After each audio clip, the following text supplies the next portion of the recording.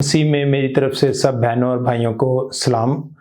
آج ہم خداوند کے پاک کلام میں سے دیکھیں گے پہلا سیموئیل اس کا 17 باب 45 سے 47 آیت تک۔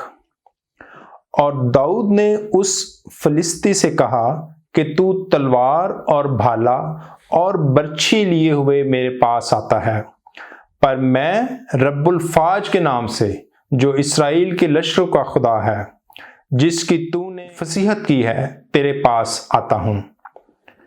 اور آج ہی کے دن خداوند تجھ کو میرے ہاتھ میں کر دے گا، اور میں تجھ کو مار کر تیرا سر تجھ پر سے اتار لوں گا، اور زمین کے جنگلی جانوروں کو دوں گا، تاکہ دنیا جان لے کہ اسرائیل میں ایک خدا ہے، اور یہ ساری جماعت جان لے کہ خداوند تلوار اور بھالے کے ذریعے سے نہیں بچاتا، اس لیے کہ جنگ تو خدا کی ہے، اور وہی تم کو ہمارے ہاتھ میں کر دے گا۔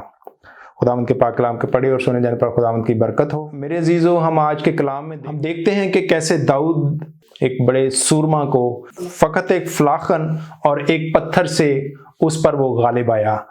تو میرے عزیزو، اس میں ہمیں یہ جاننے کی ضرورت ہے کہ کیسے خدا جو ہے ہر وقت ہماری مدد اور سہایتا کرتا ہے۔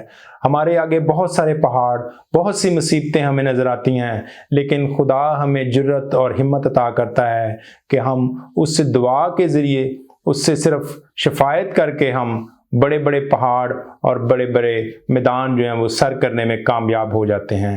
خداوند کے پاک کلام کے پڑھے اور سنے جانے پر خداوند کی برکت ہو۔ شکریہ۔